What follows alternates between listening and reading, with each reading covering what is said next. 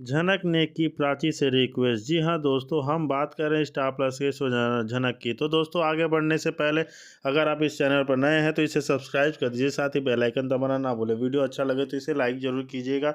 चलिए आगे बढ़ते हैं दोस्तों। जैसे कि हमें झनक के आज के नए प्रोमो में हमें देखने को मिला है कि झनक जो है प्राची को कहती है कि वह प्रियांशी का डांस देखने उसके साथ उसके स्कूल चले, जिसे सुन प्राची बहुत ही ज़्यादा शौक हो जाती है और वह झनक को साफ मना कर देती है कि वह अपना घर तो बर्बाद कर ही रही है, साथ में प्राची को भी नहीं छोड़ेगी। और अगर बा को पता चला कि प्राची प्रियांशी के साथ उसके स्कूल गई है तो बा उसे घर से निकाल देगी और उसके मायके वाले भी उसे कभी एक्सेप्ट नहीं करेंगे, जिसे सुन झनक शौक हो जाती है।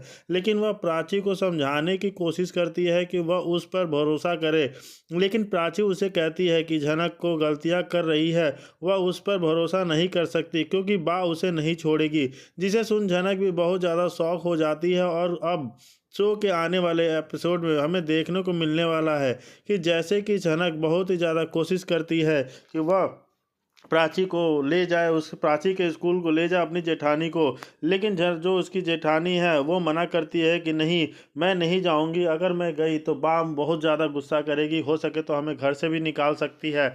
मैं ऐसा नहीं चाहती। और उधर जब झनक का सच इस बा को पता चलता है तो झनक के आ जाती है। झनक प्रियांशी को डांस सिखा रही है और प्रियांशी झनक के साथ डांस कर रही है और दोनों ही बहुत अच्छे से एक साथ डांस करती हैं और झनक बहुत ही ज़्यादा खुश है। लेकिन तभी वहाँ बा आ जाती है, जिसे देख प्रियांशी और सभी बहुत ही ज़्यादा शौक हो जाते हैं। और झनक भी बा को देख बहुत ज़्यादा शौक है और बा झनक पर गुस्सा करती है, बहुत ज़्यादा गुस्सा करती है कि यह सब क्या हो रहा है, यह उनका घर है ना कि कोई कोठा, जिसे सुन झनक बहुत ही ज़्यादा शौक हो जाती है। और बात झनक से कहती है कि उन्हें झनक के सच पता चल गया है, कि जिसे सुन झनक और भी बहुत ज़्यादा, सभी भी बहुत ज़्यादा शौक हो जाते हैं कि आखिर ऐसा कौन सा सच है जो इबा को पता चल गया। और अब शो के आने वाले एपिसोड में यह देखना बहुत ही ज़्यादा दिलचस्प होगा, जिसे कि झनक वापस से कोलकाता जाएगी और झनक इन सारे प्रॉब्लम से कैसे बचेगी उसको कुछ समझ नहीं आता। तब तक उसके सामने एक और नई मुसीबत सामने खड़ी हो जाती है। जैसे कि उसको पता चलता है कि अर्शी का तबीयत बहुत ही ज़्यादा ख़राब होने वाला है। अर्शी अनिरुद्ध से विवान की पत्नी से बारे में पूछती है और अनिरुद्ध उसे झनक के बारे में कुछ नहीं बताता और वह बात घुमा देता है, जिसे अर्शी को अनिरुद्ध पर शक होता है। तो वही दूसरी तरफ झनक विवान को समझाने की कोशिश करती है कि प्रियांशी को डांस करने का मौका ज़रूर मिलना चाहिए और इस तरह उसकी ज़िंदगी बर्बाद नहीं हो सकती। लेकिन विवान भी उसे समझाता है कि अगर वह बा के खिलाफ नहीं जा सकता, लेकिन झनक के लिए यह मानना जाता है कि, और वह कहता है कि नहीं, कि वह प्रियांशी को डांस कंपटीशन के लिए लेकर जा सकती है और वही उसकी मदद करेगी, जिसे सुन झनक भी खुश हो जाती है। और तभी प्रियांशी अनिरुद्ध का फ़ोन करता है और वह कहता है कि अर्शी की तबीयत बहुत ख़राब है और विवान अनिरुद्ध से कहता है कि वह अगर ज़रूरत पड़े तो वो और अवनी दोनों को ही कोलकाता आ जाए, जिसे सुन झनक बहुत ज़्यादा शौक हो जाती है और डर भी जाती है। और अनिरुद्ध से उसकी बात होती है, जिसे अनिरुद्ध को वह कहती है कि वह अर्शी का ध्यान रखे, लेकिन अनिरुद्ध झनक से बहुत ज़्यादा गुस्सा है और वह झनक को ताने मारता है कि वह जानता है कि उसे क्या करना है और क्या नहीं। झनक उसे एडवाइस देने की कोई ज़रूरत नहीं है और विवान उसका दोस्त है और अगर अनिरुद्ध को उसकी मदद चाहिए तो वह ले सकता है। और अब शो को आगे बढ़ाते हुए जैसे कि अर्शी का तबीयत बहुत ज़्यादा ख़राब होने लगता है तो अनिरुद्ध कहता है, विवान तुम जल्दी से यहाँ आ जाओ, और अवनी की तबीयत बहुत ज़्यादा ख़राब हो रही है और मैं उसे अकेले नहीं संभाल सकता, उसकी कॉम्प्लिकेशंस बढ़ती जा रही है, क्रिटिकल होती जा रही है केस। और फिर वहाँ से जब अनिरुद्ध कहता है तो विवान बोलता है झनक से, अवनी तुम अपना बैग पैक करो जल्दी से, हमें कोलकाता के लिए निकलना होगा क्योंकि अर्शी भाभी की तबीयत बहुत ज़्यादा ख़राब है। तो झनक कहती है कि ठीक है, मैं जल्दी जल्दी इसको सोच नहीं पाती है कि करे तो करे क्या। उसको डर भी लग रहा है कि अगर वो वहाँ पे जाएगी तो विवान के सामने कहीं उसकी सच्चाई ना आ जाए, जिसे वह सोच सोच के बहुत ज़्यादा डर भी रही है और घबरा रही है। लेकिन फिर एक तरफ सोचती है कि आज मेरी बहन को मेरी ज़रूरत है, मेरी अर्शी दीदी को मेरी तबीयत ख़राब है, तो मुझे वहाँ पे जाना चाहिए। इसलिए वो करती है कि ठीक है, वो जाती है विवान के तो कुछ जाता तो है, फिर से बोस हाउस में जाती है। झनक और विपाशा के बीच होगी बहुत बड़ा झगड़ा और विवान को तो कुछ नहीं कहेगा, लेकिन अनिरुद्ध दिखाएगा अपना रौद्र रूप। जैसे कि हम देख रहे हैं कि जैसे जहाँ पे विवान और झनक जाते हैं बोस हाउस में, तो अनिरुद्ध से जब गुजरता है तो वो कोलकाता आ चुका है और देखता है कि अर्शी की तबीयत बहुत ज़्यादा ख़राब है। अनिरुद्ध को कुछ भी समझ नहीं आता है, लेकिन वह फ़ोन करता है और रणजीत को पता चलता है कि झनक से कहता है, अवनी अभी भी अपने सामान पैक करो, हमें अभी भी निकलना है, तबीयत बहुत ज़्यादा ख़राब है अर्शी भाभी की।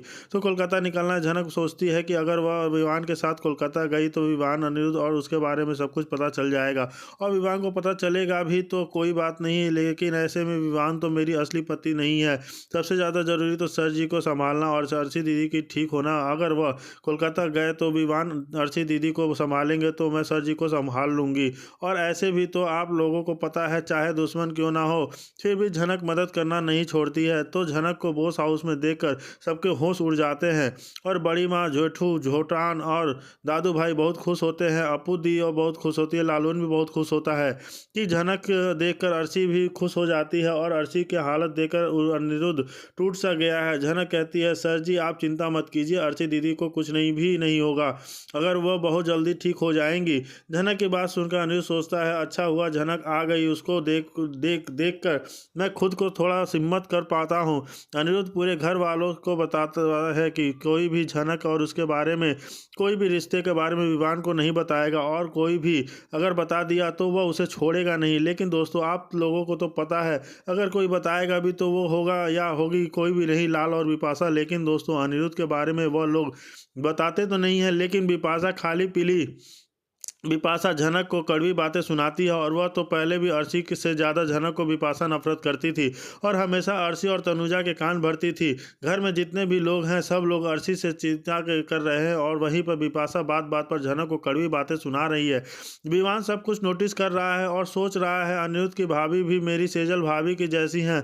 वह कुछ भी नहीं बोलता, लेकिन वह जब बिपाशा की बात सुनकर झनक की आंखों में आंसू आते हैं तो अनिरुद्ध बहुत गुस्सा हो जाता है और बिपाशा को बहुत बुरा भला कह देता है। तो बिपाशा अनिरुद्ध से कहती है, जनक तुम्हें छोड़कर तुम्हारे दोस्त से भी शादी कर चुकी है, और अनिरुद्ध फिर भी तू सपोर्ट करना नहीं बंद करोगे क्या तुम? अनिरुद्ध कहता है, यह झनक नहीं है, यह तो मेरे दोस्त और उसकी बीवी अवनी है। और मेम साहब आप इन दोनों के साथ इज्जत से बात कीजिए, नहीं तो मैं भूल जाऊंगा कि आप मेरे बड़े भाई की बीवी हो। तो वहीं पर विमान कहता है, चुप हो तुम चुप हो, गुस्सा क्यों कर रहे हो? यहाँ अनिरुद्ध घर में एक एक कैसी कोई बात तो होता है कि जिसे घर में सेजल भाभी है तो अनिरुद्ध कहता है, सॉरी यार, तुम्हारे घर में तो मुझे कितनी इज्जत मिला और मेरे घर में अवनी की को इतनी सुनना पड़ रहा है। तो विमान कहता है, तू अर्शी भाभी की तरफ ध्यान दे। और दुख की बात है दोस्तों, अर्शी अपने बच्चा खो देती है, और अनिरुद्ध और विमान खुश है कि अर्शी बच गई है।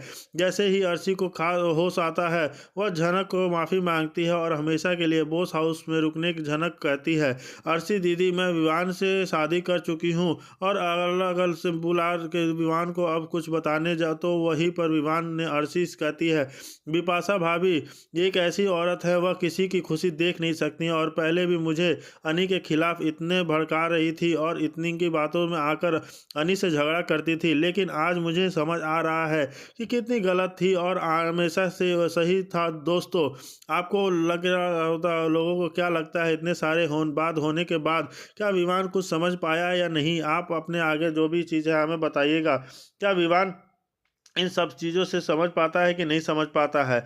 लेकिन जो भी हो, जैसे कि हम देख रहे हैं कि झनक तो पहुंच तो गई है अनिरुद्ध के पास। पता नहीं अनिरुद्ध उससे क्या करेगा क्या नहीं करेगा। अर्शी उसे माफ़ी मांगते हुए नज़र आती है, और इसी बीच अर्शी की माँ सृष्टि वहाँ पे आती है और कहती है कि तुम क्या कर रही हो, तुम अपना घर क्यों बर्बाद कर रही हो, तुम इस लड़की से क्यों माफ़ी मांग रही हो? इसी बीच अर्शी कहती है कि तुम चुप हो जाओ माँ, आज तक तुमने जो भी सिखाया, आज तक तुमने मेरा घर बिगाड़ा है, तुम्हारी वजह से आज मैं इस मुकाम पे पहुंची हूँ कि जहां मुझे कुछ नहीं मिला। आज मैं अपने तबीयत को लेके इतनी डिस्टर्ब हूँ, मैं इतनी क्रिटिकल कंडीशन में हूँ कि आज मेरा जीना और मरना सब एक हुआ है। पता नहीं मैं बच पाऊंगी कि नहीं बच पाऊंगी, पता नहीं क्या होगा मेरे साथ। आज ये दोनों एक साथ होते तो मैं आज खुश होती, कहीं ना कहीं होती, लेकिन तुम्हारी वजह से मैंने इससे शादी कर लिया और शादी करके अपनी ज़िंदगी बर्बाद कर ली। आज मैं मरने की जा रही हूँ।